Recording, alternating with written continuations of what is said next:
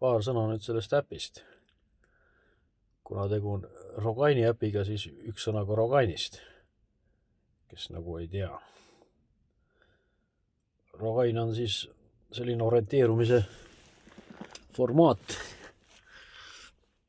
kus mingil alal on pandud hulgaliselt punkte maha ja osalejatel on siis eesmärk ette antud aja jooksul neist võimalikult palju läbida. Ja punktidel on ka erinevad väärtused, kui nad on kuskil kaugemal või muidu keerulisemad. Punktide leidmiseks kasutatakse siis kaarti. Meie konkreetne äpp eeldab ka seda, et me kasutame kaarti. Teistmoodi on see, et kaart on küll vajalik, aga punktid kui sellised on täiesti virtuaalsed.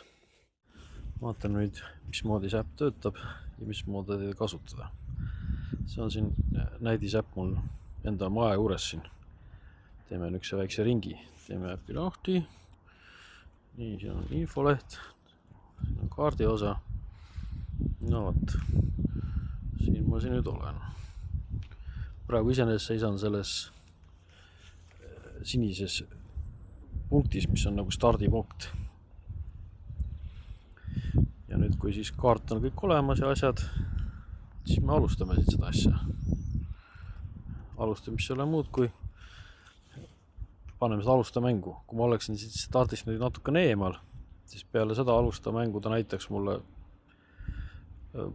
palju mul on maad sinna stardipunkti. Kuna ma olen siin stardipunktis, siis kui ma olen ta käima, siis tuleb ilmselt selle kohta helisignaal. Paningi.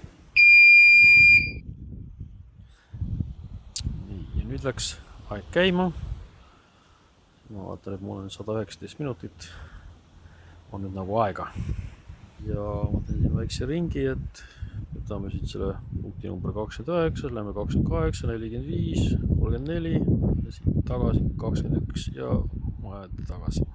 Muidu me näeme siin üleval, et on üks rida lähedal ja siin on numbrid. See rida tähendab, et 100 meetri raadiuses on selliseid punkte selliste numbritega. Mis on selle asja mõte?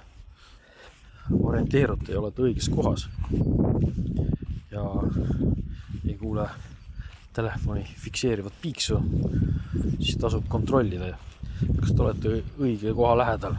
Kui seal ikka on,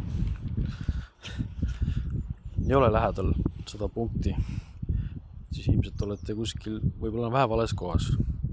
Selline pisike abivärk ja rohkem niisuguseid abisid nii-öelda rohkem nagu ei ole. Nii, ja nüüd ma hakkasin nagu liikuma sinna ringi peale. Tegelikult on see nüüd see, et kui see start ära käis, siis peaks tegelikult ekraani välja lülitama. Ja telefoni tasku üldse ära panema, edaspidi toimub kõik ainult piiksude järgi. Aga ma nüüd teen teie jaoks lahti, et te lihtsalt näete, mis moodi see toimib. Et olete meil telefon on taskus ja te kõnnite ja jõuate punkti, siis ta teeb. Nii, nagu jõudsingi esimesse punkti, kuulisite taskus sellist piiksu, siis võite sellega arvestada, et see punkt on võetud. Ja ei ole muret, juba keskendute järgmisse punkti minemisse. Üks asi veel, et heli võiks telefonil ikkagist peale keeratud olla. Kas nüüd põhja, aga ikka niimoodi, et taskus kuuleksite.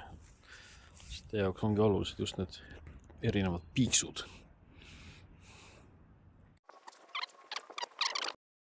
Nii, aga me peaksime jõudma ka kohe teise punkti. Maksti. Läbitud punktid siis verbuvad siin nimestikus halliks. Samamoodi ka kaardil. Kohe jõuame number 45. Ja. Nii, kohe peaks järgmisse punkti jõudma. No näed, õige 45 ära.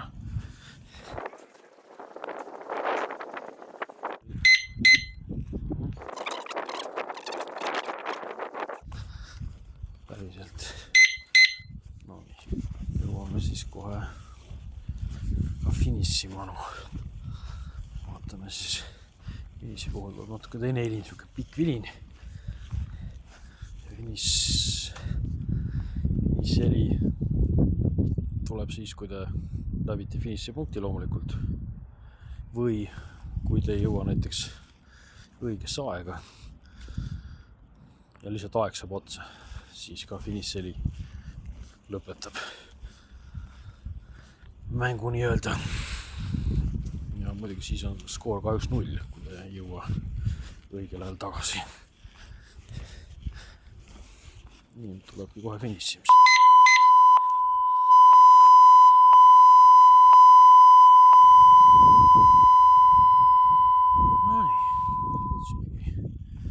Finississe. Kui on soovi, saab oma tulemuse tabelisse saada. Nime võite panna, mis endale ka sobib. Panen näiteks mingi S, panen pulli pärast nii. Ja skoor saadetud. Võite veel siin ringi vaadata, mis punktid on võetud ja siuke muu tilulilu. Ja üks oluline asi, et on oluline, et ta taustal töötaks. Ja Android kipub väga äppe surmama, siis on ta tehtud päris agressiivne. Ja sellepärast, kui te selle äpi nii-öelda tavaliselt sulgete, siis ta ei pruugu sulgeda. Ehk kui teil siin enam asjatada ei ole, siis kasutage kindlasti äpis olevat sulgimise nuppu. Nii. Ja võite olla kindel, et äpp on sulgunud ja enam taustal kuskil ei vegeteeri midagi.